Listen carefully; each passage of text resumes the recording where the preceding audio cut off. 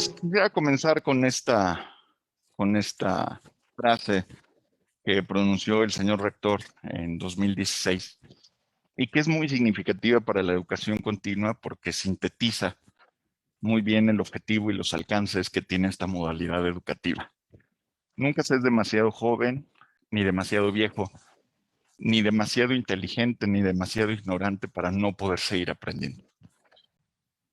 La educación continua es una modalidad organizada que nos permite llegar a diferentes espacios. Si yo quisiera ubicar la educación continua en el itinerario de aprendizaje del ser humano, pudiera pensar que regularmente los profesionistas invierten 4 años de su vida en una licenciatura. Hay algunos que deciden estudiar una especialidad, una maestría o un doctorado, pero la vida laboral activa de una persona dura entre 25 y 60 años. ¿Qué pasa después de esos años que yo invertí de mi licenciatura, de mi especialidad, de mi maestría y de mi doctorado? Pues yo necesito seguirme actualizando, necesito seguir capacitando. Y resulta que la educación continua no solamente impacta en la vida laboral activa, sino que también cuando yo concluyo esta etapa de laboral y entro a la jubilación, puedo seguir actualizándome, puedo seguir capacitándome. Es decir, puedo llevar a la concreción mi plan de carrera y vida. Pero el objetivo principal de esta charla era ¿qué es la educación continua para la universidad? Una de las características más importantes que tiene la Universidad Nacional es que acompaña a las acciones de formación y de educación con un instrumento, un cuerpo jurídico. Hay una normativa de educación continua muy estricta dentro de la universidad que nos orienta para entender qué es la educación continua. Y se define en este instrumento a la educación continua como una modalidad educativa que forma parte de las funciones sustantivas de la universidad. La docencia, la investigación y la difusión de la cultura con una característica especial. Está fuera de los planes curriculares de bachillerato, licenciatura y posgrado. Es decir, yo a partir de educación continua puedo cubrir particularmente 4 finalidades. La primera de ellas, complementar la formación curricular de licenciatura, maestría y doctorado. Voy a dar un ejemplo. Si yo estudio relaciones internacionales y quiero especializarme en las relaciones que tiene México con la región Asia-Pacífico, no puedo esperar que la licenciatura me aporte el estudio completo del idioma chino o del idioma japonés. Y es ahí a donde yo, como estudiante de licenciatura, como estudiante de maestría, como estudiante de algún doctorado, puedo ocupar a la educación continua para fortalecer aquellas áreas que en mi plan de formación curricular no tengo cubiertas. La segunda de las finalidades que tiene la educación continua es coadyuvar al cumplimiento del plan de vida y carrera de las personas. ¿Cuántos de nosotros no nos hemos enfrentado a una situación ventajosa en la vida que nos permite, por ejemplo, ir a Europa? Y entonces quiero ir, pero quiero yo estudiar previamente historia del arte, quiero estudiar el idioma francés, el idioma italiano, y entonces, pues yo no me voy a meter a estudiar una licenciatura en historia del arte. Pero sí puedo yo tomar un curso, un taller, un diplomado de los que ofrece la universidad para dar cumplimiento de mi plan de vida. La tercera finalidad, que es la finalidad más conocida y más extendida, es esta finalidad que busca capacitar y actualizar a las comunidades profesionales. Ya lo decía el doctor Núñez cuando empezaba. Tenemos en este momento a los aliados estratégicos del instituto y nos decía, díganos por favor qué es lo que necesitan en materia de capacitación, qué es lo que necesitan en materia de actualización. ¿Por qué? Porque quienes integramos las comunidades profesionales, ya sea que estemos inmersos en una organización pública o privada, no podemos tener los conocimientos de todo. Entonces necesitamos obligatoriamente recurrir a las instituciones de educación superior y particularmente donde se produce el conocimiento para que nos ayuden a formarnos en ciertas habilidades y ciertos saberes específicos. Y esto va de la mano con la última finalidad, que es extender con la mayor amplitud y beneficios posibles los conocimientos que emanan de la investigación y, por supuesto, de la cultura. Aproximadamente en México existen alrededor de 250 universidades públicas y privadas que imparten educación continua. Pero de este universo, de las 250 universidades que imparten educación continua, son muy pocas, poquísimas, una decena, las que tienen en su estructura centros e institutos de investigación. Es decir, la educación continua que nosotros vemos en estas instituciones de educación superior, pues regularmente tienen que ver con temas relacionados con la licenciatura, pero pocos temas relacionados con la investigación y con los conocimientos de frontera. Y mucho menos hay instituciones que se dediquen a formar en temas culturales. Y ahí es una de las fortalezas muy importantes que tiene nuestra universidad. Con base en este reglamento general que estructura nuestro actuar como universidad y configura la educación continua, yo les puedo presentar 4 criterios que son fundamentales para la educación continua: la calidad, el compromiso, la pertinencia y la búsqueda permanente de la interdisciplina. Si ustedes se acercan a la maestra Claudia Menéndez y le solicitan un programa en específico para una organización, sepan que estos 4 criterios están establecidos en el diseño del propio programa. Es decir, buscará siempre la calidad, la pertinencia, el compromiso, la interdisciplina. Es decir, no solamente atenderá los elementos propios de una disciplina, sino que buscará siempre dar una formación integral. ¿Cuáles son las actividades que pueden considerarse educación continua? Porque a veces hay una serie de imprecisiones de lo que pudiéramos nosotros considerar como actividades de extensión, como actividades de divulgación y las actividades propias de educación continua. De acuerdo con nuestro reglamento general, se establece que actividades de educación continua pueden ser los congresos, las conferencias, los cursos, los diplomados, los seminarios y los talleres, más aquellos que el Comité de Educación Continua de la entidad académica o dependencia universitaria determinen como tales. Y aquí hay una figura fundamental que el instituto ha llevado a cabo. Fíjense ustedes que antes de este día de la inauguración propia de la unidad de educación continua y a distancia, en el instituto ya operaba el Comité de Educación Continua. El Comité de Educación Continua es un grupo de investigadores, que en este caso este comité está coordinado y presidido por el doctor Fernando Núñez, que se dedica a evaluar y validar los contenidos y la pertinencia de las propuestas de educación continua. Es decir, las decisiones de los programas de capacitación no quedan en una sola persona, sino que siempre pasan por el tamizaje académico. Y esto se repite en todos los demás institutos, centros del subsistema de la investigación científica y de nuestra universidad. Es ahí a donde quienes en este momento están en esta conferencia tienen que tener la confianza de que los programas que se les acercan de educación continua no son programas únicamente diseñados por una persona. Son programas que sí surgen de un grupo de investigadores, pero además pasan un tamizaje académico muy estricto. ¿Cuáles son las modalidades de educación continua? Porque también tenemos una serie de imprecisiones a las que nos podemos enfrentar. En materia de educación continua, nosotros podemos decir que existen 3 modalidades: la presencial, la mixta y a distancia. La modalidad a distancia es cualquier actividad de educación continua que está mediada por tecnología al 100%.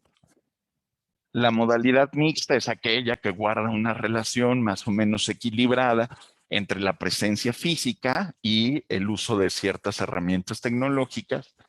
Y la modalidad presencial, pues es aquella que implica necesariamente el encuentro cara a cara, ¿no? Es decir, estas actividades que antes de la pandemia teníamos.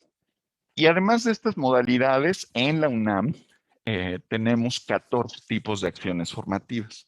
Es decir, ya hay toda una taxonomía de actividades en las que podemos nosotros encadenar, enquistar lo que estamos realizando, que son las que aparecen en esta tabla, que con mucho gusto se las puedo compartir. Además del Reglamento General de Educación Continua, nosotros le sumamos otros documentos para darle estructura. El Acuerdo Rectoral de Adscripción de la REDEC. Por eso es tan importante la presencia del Secretario de Desarrollo Institucional, porque fue un encargo de la Rectoría, es decir, la Rectoría le asigna a la Secretaría de Desarrollo Institucional la tarea de vigilar que la educación continua en toda la universidad cumpla con estos criterios que les presenté, con la calidad, con la pertinencia. Además, un reglamento interno de la REDEC. Y por supuesto, el plan de desarrollo institucional en dos niveles. El plan de desarrollo institucional del señor rector, pero también en este caso el plan de desarrollo institucional del doctor Barragán.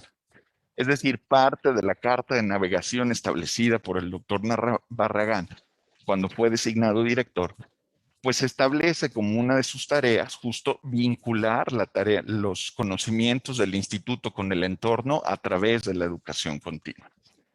¿Cómo nos integramos como red, como educación continua?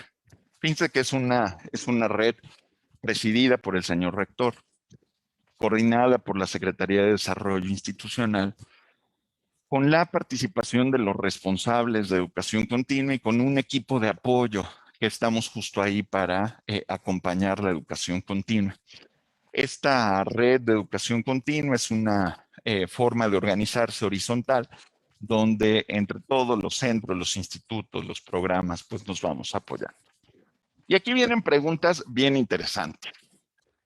La primera de ellas, ¿qué sectores de la UNAM diseñan programas de educación continua? Porque fíjense que históricamente pensamos que los programas de educación continua son producidos únicamente desde escuelas y facultades. Pero resulta que los programas de educación continua, producidos en la universidad por escuelas y facultades representan únicamente el 25% de todos nuestros programas. Es decir, el otro 75% de nuestras actividades lo tienen otros espacios. Los programas universitarios, los centros, los institutos. Casi el 50%, poco más del 50%, cae en el subsistema de la investigación científica y en el subsistema de humanidades. Y otra cuarta parte de los programas de educación continua recae en las dependencias universitarias. Al día de hoy, este año, es decir, en 2021, son 120 entidades las que integran la red. Esta gráfica es muy significativa, porque entonces nos da cuenta que la mitad de educación continua se diseña en los institutos, en los centros y en los programas. Imagínense, esto es realmente importante. Esto no va ligado necesariamente con el público al que se atiende. Es decir, hay actividades de escuelas y facultades que pues son mucho más multitudinarias. Pero en términos de programas, los institutos, los centros y los programas universitarios son los que más aportan a la red de educación continua. Y nos vamos con otra serie de preguntas y aquí entramos a un espacio de reflexión. Primero, ¿quiénes contratan la educación continua universitaria? Bueno, nosotros tenemos principalmente tres grupos de atención. Las organizaciones, y cuando decimos organizaciones estamos hablando de organizaciones públicas y privadas, de organismos de gobierno, pero también de la sociedad civil. El 37% son individuos de la comunidad en general que no habían tenido nunca un encuentro con la universidad. Es que son las primeras veces de acercarse a la universidad. Gente que vio un curso y dijo, yo me quiero inscribir, y entonces se inscribieron. Y el 24% son los egresados de nuestra propia universidad, es decir, gente que se formó en nuestras aulas y que entonces sigue capacitándose. Si ustedes se dan cuenta, en el último año hemos tenido una contracción en las organizaciones, es decir, cada vez menos se ha invertido en la capacitación por la situación sanitaria a la que nos enfrentamos. Pero seguimos teniendo a los individuos que pueden invertir en su capacitación personal y, por supuesto, tenemos que explotar mucho más a los egresados. La siguiente pregunta, y bueno, aquí lo abro al diálogo, ¿cuáles son nuestros principales competidores? Es decir, ¿a qué nos estamos enfrentando cuando hablamos de educación continua universitaria? Bueno, pues nos estamos enfrentando a otras universidades, ya sea públicas o privadas. Nos enfrentamos a sociedades profesionales y particularmente en los últimos años, en la última década, nos hemos estado enfrentando a empresas, a entidades y a personas que se dedican a la capacitación y a la certificación. Cuando nos enfrentamos a otras universidades, sabemos que hay todo un proceso de tamizaje académico. Cuando nos enfrentamos a empresas, a entidades y a personas calificadoras, a veces la condición de competencia pues no es del todo igual. Es decir, las empresas de capacitación responden de una manera casi inmediata y a todos le dicen que sí. En cambio, nosotros pasamos siempre por este diálogo académico. Y esto, algunas personas pudieran pensar que alenta el proceso, pero aún así, con este diálogo académico, con esta propuesta para atender la capacitación, nos va muy bien. La tercera pregunta es, ¿quiénes son nuestros públicos? ¿Quiénes son las personas que consumen en este momento eh, eh, educación continua? Tenemos un sector muy fuerte que es la generación X y los millennials. Es decir, el sector de población que va entre los 23 y los 50 años concentra cerca del 80% de nuestros usuarios de educación continua. 80%. Y el otro 20% está dividido entre estas generaciones que les denominan los boomers y los centennials. Pero sin lugar a duda, los centennials van empujando cada vez más a sus compañeros. Estamos hablando de los 22 años, es decir, gente que está saliendo de la licenciatura y que seguramente en un futuro muy cercano comenzará a ser público de educación continua. Una reflexión muy importante para nosotros en la red de educación continua ha sido qué errores hemos cometido en materia de educación continua. Aquí les enlisto los 6 principales que hemos determinado en la Rebeca. El primero de ellos, como error, como área de oportunidad, ha sido utilizar modelos de formación que ocupamos en la licenciatura y en el posgrado y los queremos trasladar a la educación continua. La educación continua, permítanme decirles, no es una clase de licenciatura y entonces no podemos utilizar la misma estructura que utilizamos cuando damos clase de licenciatura. Es decir, no podríamos nosotros decirle, a ver, alumnos, voy a tomar asistencia y entonces tengo que tener otra relación con los estudiantes. El segundo error que hemos cometido es que compartimos únicamente conocimientos locales sin hacer la concatenación con ideas globales. Hoy no podemos hablar únicamente de lo local y lo regional. Tenemos que concatenarlo con lo global. Uno de los errores que hemos cometido es impulsar prácticas poco empáticas con los participantes y no sustentables con el entorno. Miren, antes en educación continua entregamos una serie de carpetas con las copias de todas las presentaciones y entonces le entregaban a usted casi 1 kilo de papel al usuario de educación continua y creíamos que esta práctica era la práctica conveniente. Hoy sabemos que esto dista mucho de lo que requieren nuestros usuarios. Otro de los errores a los que nos hemos enfrentado como educación continua es considerar que la educación continua es únicamente la que se cobra. Es decir, si yo doy un curso y lo cobro es educación continua, pero si no lo cobro es otra cosa.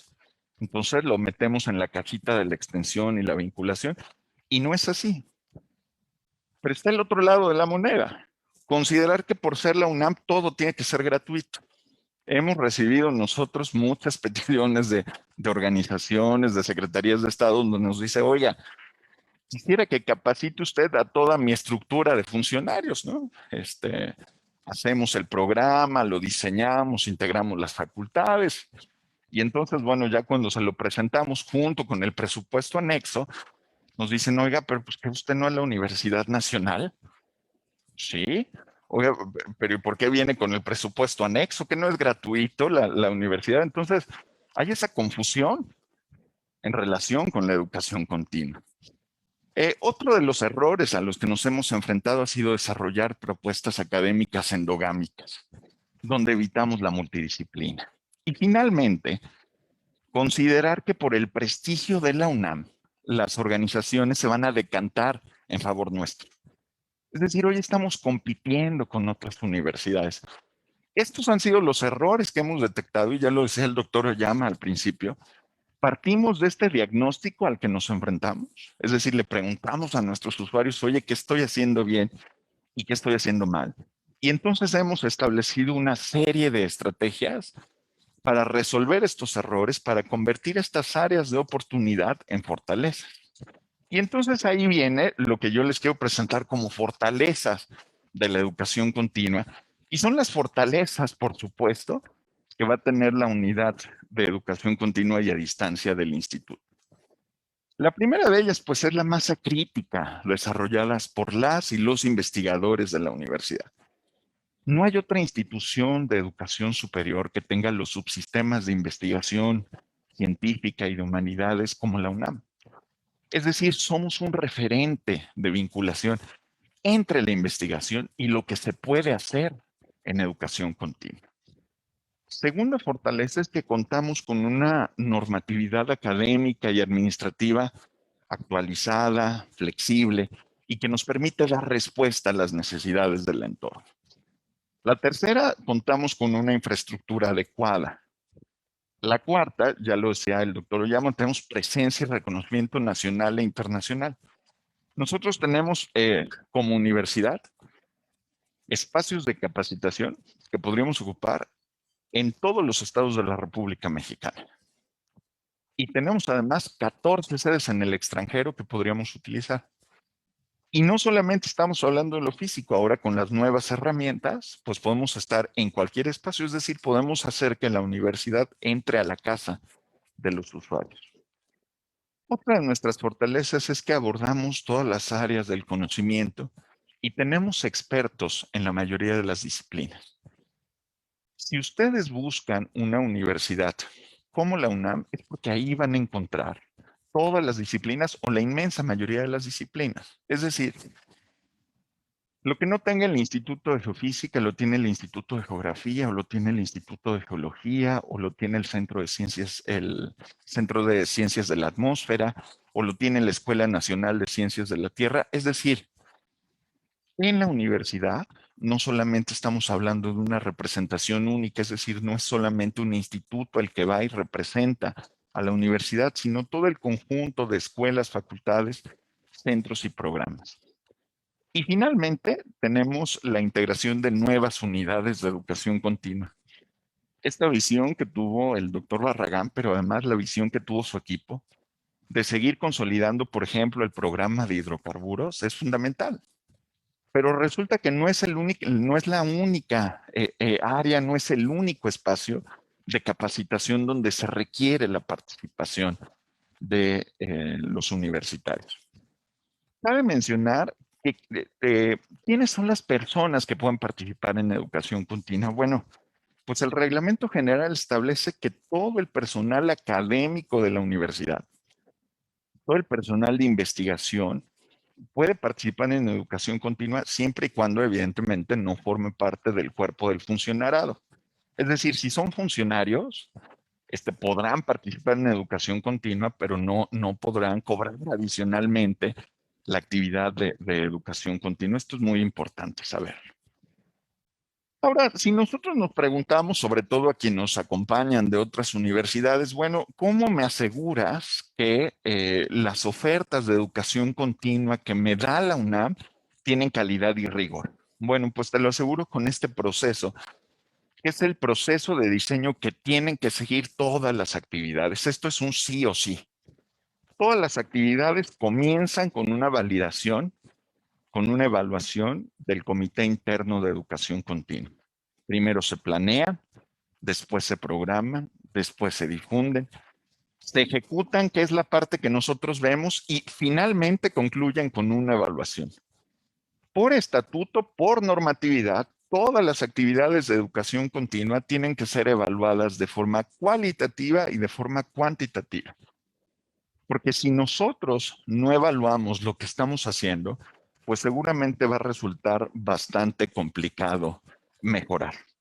Y todas las actividades de educación continua se pide que estén planeadas bajo los criterios de pertinencia, de contribución a problemáticas específicas y, por supuesto, de los beneficios que puede reportar para la entidad que lo está organizando. Y aquí quiero hacer un paréntesis.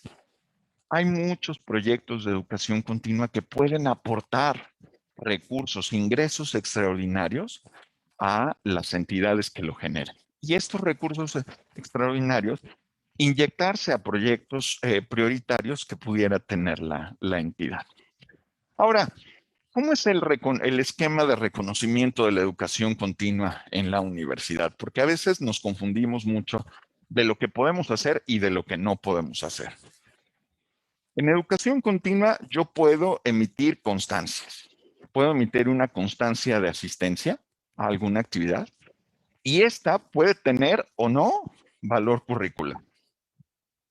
Puedo emitir yo una constancia de aprobación y una constancia para equivalencia en el caso de que los consejos técnicos de escuelas y facultades autoricen tomar una actividad de educación continua como créditos para sus asignaturas optativas. Cuando yo emito una constancia de aprobación o una constancia de equivalencia, siempre lo voy a hacer con valor curricular.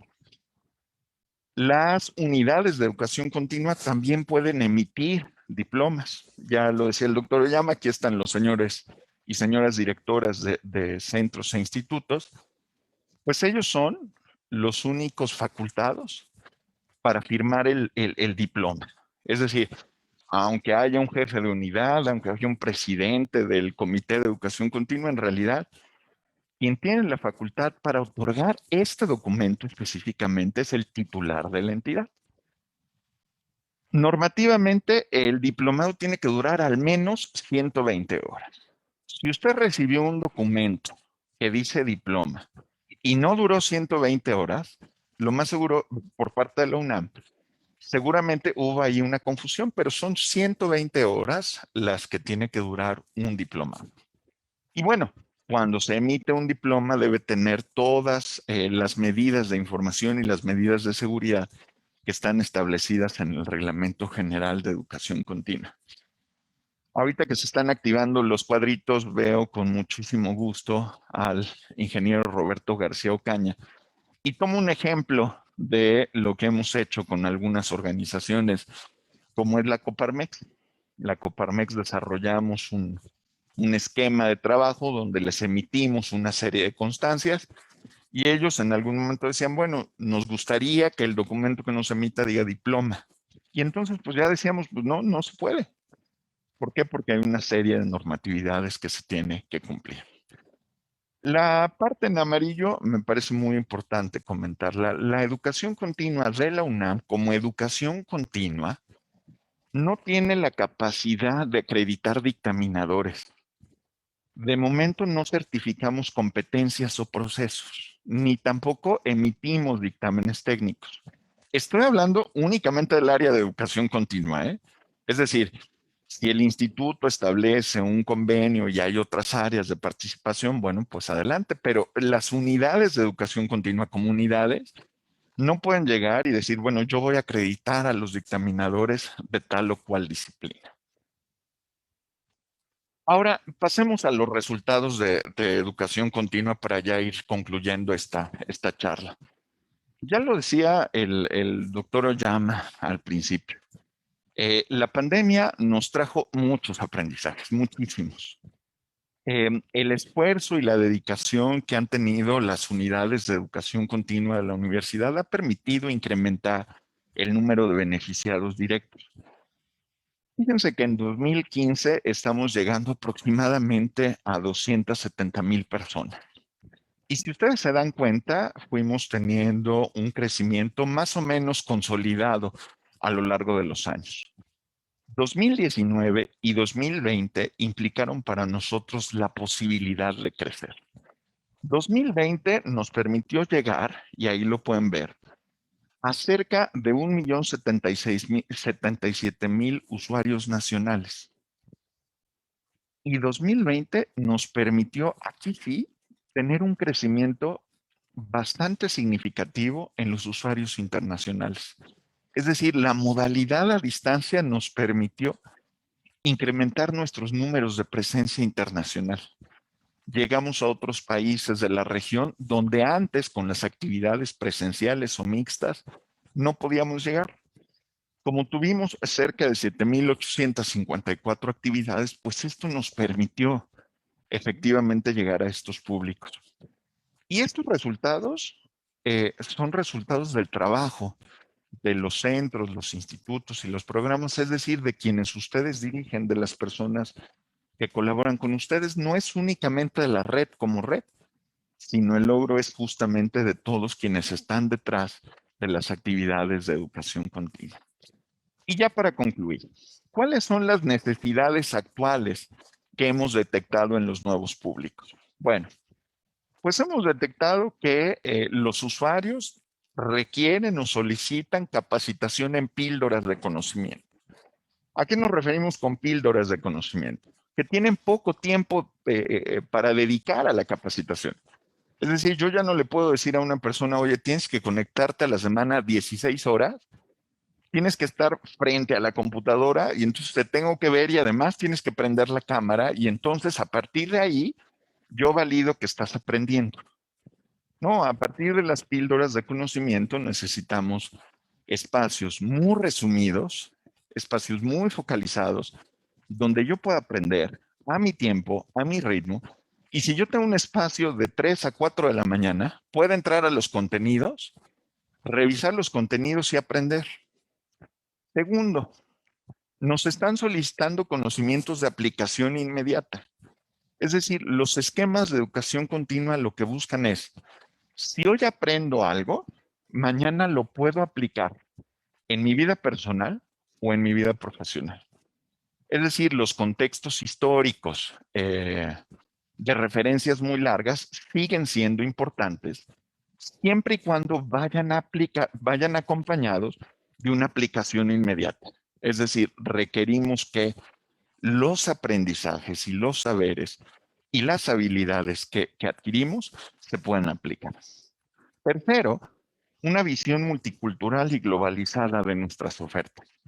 Es decir, el análisis de estudio de casos, no solo de lo local y lo regional, sino de lo nacional y lo global, porque ya estamos todos interconectados.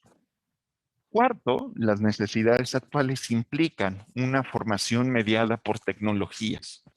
Lo que les decía, que yo pueda revisar los contenidos en algún espacio que yo tenga en el día, que no necesite conectarme exactamente de 4 a 5 de la tarde, sino que además yo pueda llevarlo en mi celular, en mi tableta y en cualquier momento en que yo tenga pueda abrir el contenido y entonces aprender.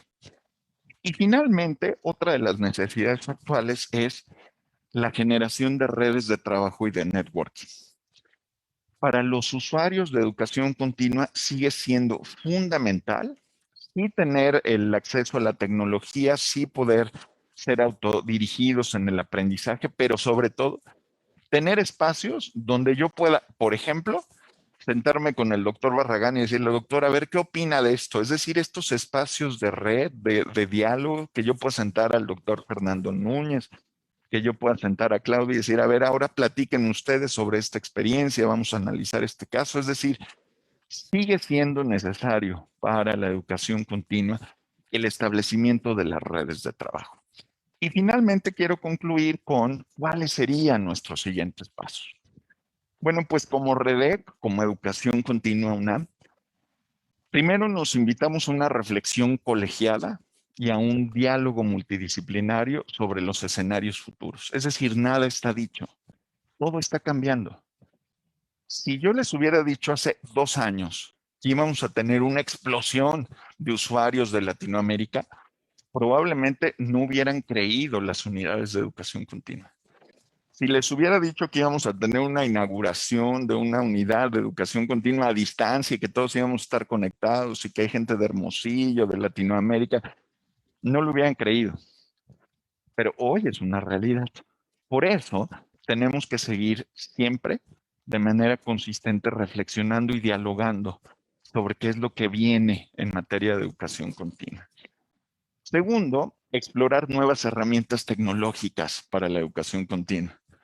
Eh, Quisiera, digo, que pudieran levantar la mano los que ya se cansan de los Zoom, los que ya sus orejas resintieron, los que ya la silla del escritorio pues ya la tuvieron que cambiar 2 veces porque pues ya, ¿no? Estamos ahí sentados muchas horas.